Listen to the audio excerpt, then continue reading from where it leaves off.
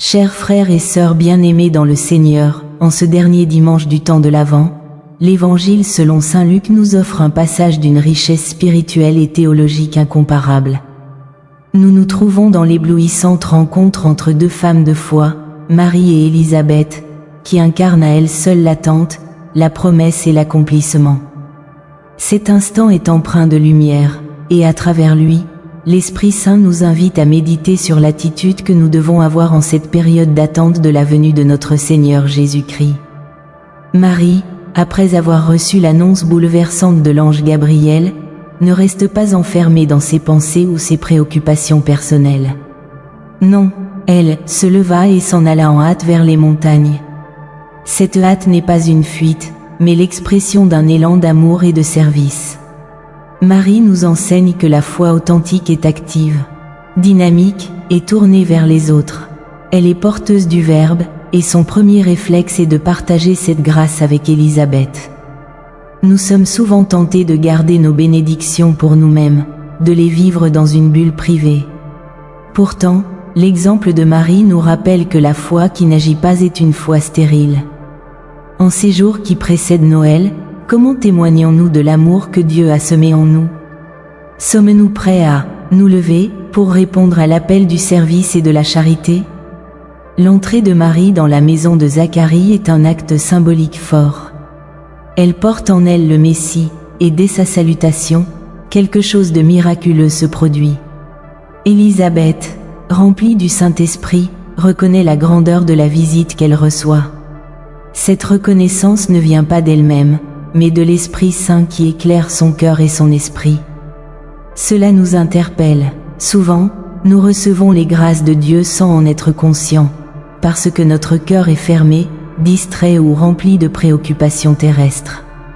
Il nous faut demander, dans la prière, la grâce de la reconnaissance, la grâce de voir et d'accueillir les signes de la présence divine dans nos vies. Dans cette scène, le petit Jean-Baptiste, encore dans le sein de sa mère, tressaille d'allégresse. C'est un signe extraordinaire. Il nous rappelle que la joie est un fruit du Saint-Esprit, une réponse intérieure à la présence de Dieu. Dans un monde souvent marqué par l'inquiétude et la tristesse, nous sommes appelés à cultiver cette joie. Cette joie n'est pas simplement émotionnelle, mais elle est ancrée dans la certitude que Dieu est fidèle à ses promesses. En ce dimanche de l'Avent, nous devons nous interroger. Notre vie témoigne-t-elle de la joie de l'Évangile? Sommes-nous des témoins lumineux de l'espérance chrétienne? Élisabeth s'exclame alors, « Tu es bénie entre les femmes, et le fruit de ton sein est béni. » Ces mots résonnent à travers les siècles dans la prière du « Je vous salue, Marie ». Ils expriment l'émerveillement et l'humilité devant le mystère de l'incarnation. Mais Élisabeth ajoute une phrase qui mérite toute notre attention. Comment m'est-il accordé que la mère de mon Seigneur vienne auprès de moi? Cette question traduit une profonde humilité.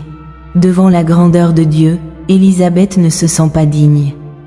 Et pourtant, elle accueille cette visite avec une foi immense. Nous aussi, nous devons cultiver cette attitude d'humilité devant Dieu.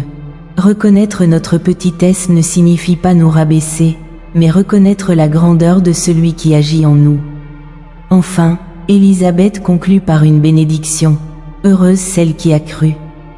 Parce que les choses qui lui ont été dites de la part du Seigneur auront leur accomplissement. La foi de Marie est mise en lumière ici. Elle a cru, sans douter, à la parole de l'ange. Cette foi totale et inconditionnelle est un modèle pour nous tous. Trop souvent, notre foi vacille face aux épreuves ou aux incertitudes. Mais Marie nous montre qu'il est possible de s'abandonner totalement à la volonté de Dieu, même lorsque nous ne comprenons pas tout. En cette période de l'Avent, prenons exemple sur Marie et renouvelons notre confiance en Dieu. Pour conclure, cet évangile est un appel à la foi, à la joie, à l'humilité et au service. À travers Marie et Élisabeth, nous découvrons que la véritable préparation à la venue du Seigneur ne se fait pas uniquement dans des gestes extérieurs, mais dans une attitude intérieure d'ouverture à l'Esprit Saint. Alors que nous nous apprêtons à célébrer la Nativité, demandons au Seigneur la grâce de reconnaître sa présence dans nos vies. d'être des porteurs de sa lumière et de vivre pleinement dans la joie de l'Évangile.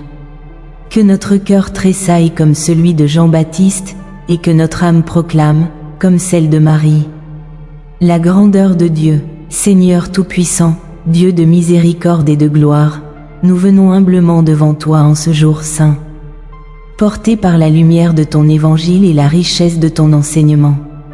Nous te bénissons et te louons, car tu es le Dieu fidèle, le Dieu des promesses accomplies, celui qui ne cesse de guider ton peuple avec amour et patience. Seigneur, comme Marie en ce jour, nous voulons nous lever et marcher vers toi avec empressement. Donne-nous cette foi vive et active, cette foi qui ne reste pas figée dans les habitudes ou les préoccupations de ce monde, mais qui s'élève, s'engage et va à la rencontre des autres. Aide-nous à être des témoins fidèles de ton amour et des porteurs de ta lumière dans ce monde qui a tant besoin de toi. Nous te rendons grâce pour Marie, cette femme humble et obéissante qui, en toute simplicité, a accepté de devenir la mère de notre Sauveur. Seigneur, à travers son exemple, apprends-nous à te dire « oui » sans réserve. Même lorsque ton appel bouleverse nos plans et nous conduit sur des chemins que nous ne comprenons pas pleinement. Aide-nous à imiter son abandon total à ta volonté et sa confiance inébranlable dans tes promesses. Seigneur, comme Élisabeth, nous voulons reconnaître ta grandeur dans les bénédictions que tu nous accordes chaque jour. Trop souvent, nous passons à côté des signes de ta présence.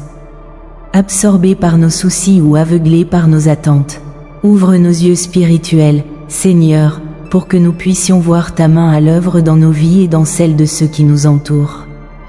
Remplis-nous de ton Esprit Saint, pour que nos cœurs tressaillent d'allégresse chaque fois que nous percevons ta voix et ressentons ton amour. Seigneur, nous voulons aussi apprendre de l'humilité d'Élisabeth, qui s'émerveille de la visite de Marie et reconnaît sa propre petitesse devant ta grandeur. Trop souvent, nous sommes tentés de nous enorgueillir de nos propres forces, de nos succès ou de nos mérites.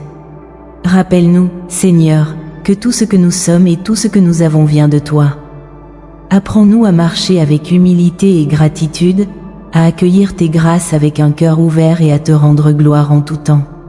Seigneur, en ce temps de l'Avent, alors que nous nous préparons à célébrer la naissance de ton Fils bien-aimé, rends nos cœurs disponibles pour recevoir le don inestimable de ta présence. Purifie nos pensées, nos paroles et nos actions, afin que nous puissions accueillir Jésus avec une joie pure et sincère.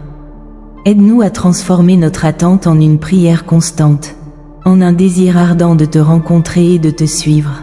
Seigneur, nous te confions nos familles, nos communautés et tous ceux qui croisent notre chemin. Comme Marie a porté Jésus à Élisabeth, donne-nous de porter ton amour et ta paix à ceux qui en ont besoin.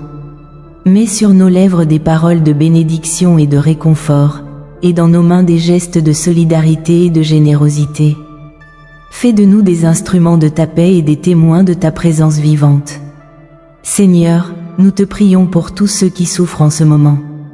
Pour les malades, les isolés, les désespérés, ceux qui ont perdu la foi ou qui vivent dans l'obscurité du doute. Que ton esprit les visite et les console, et que ta lumière leur montre le chemin de l'espérance et de la réconciliation. Utilise-nous, Seigneur, pour être des signes de ton amour auprès d'eux, des messagers de ta tendresse infinie. Seigneur, nous voulons aussi te remercier pour la joie qui découle de la foi. Comme Jean-Baptiste a tressailli dans le sein d'Élisabeth, apprends-nous à nous réjouir pleinement en ta présence, à trouver notre bonheur et notre paix dans ton amour. Que cette joie ne soit pas seulement pour nous, mais qu'elle se propage autour de nous, touchant ceux qui sont dans la tristesse ou l'indifférence. Seigneur, rends-nous attentifs à ton esprit qui agit en nous et autour de nous. Aide-nous à discerner ta voix parmi les bruits de ce monde, à suivre tes inspirations et à répondre avec fidélité à ton appel. Fais grandir en nous la foi, l'espérance et la charité, pour que nous puissions vivre chaque jour comme des enfants de lumière, témoins de la promesse accomplie en Jésus-Christ. Seigneur, en ce jour où nous méditons sur le mystère de l'incarnation, nous voulons te louer pour ton amour insondable, pour ta fidélité à travers les âges, pour ta patience envers nous. et pour le salut que tu nous as offert en ton Fils bien-aimé. Que notre prière s'élève vers toi comme un parfum agréable, et que nos vies soient une offrande vivante pour ta gloire. Nous te rendons grâce, Seigneur, pour tout ce que tu fais et pour tout ce que tu es. Nous te confions nos craintes, nos faiblesses et nos espérances, dans la certitude que tu es le Dieu fidèle. Le Dieu de l'impossible, celui qui accomplit toujours ses promesses. À toi, Père, Fils et Saint-Esprit, soit la gloire et l'honneur, maintenant et pour les siècles des siècles. Amen. Que cette parole vive en nous et illumine nos chemins jusqu'à la crèche de Bethléem. Bien-aimés dans le Seigneur, nous voici à la fin de ce moment de partage de la parole vivante. Si vous êtes nouveau sur la chaîne, merci de vous abonner et de partager cette vidéo avec vous. Que Dieu vous bénisse.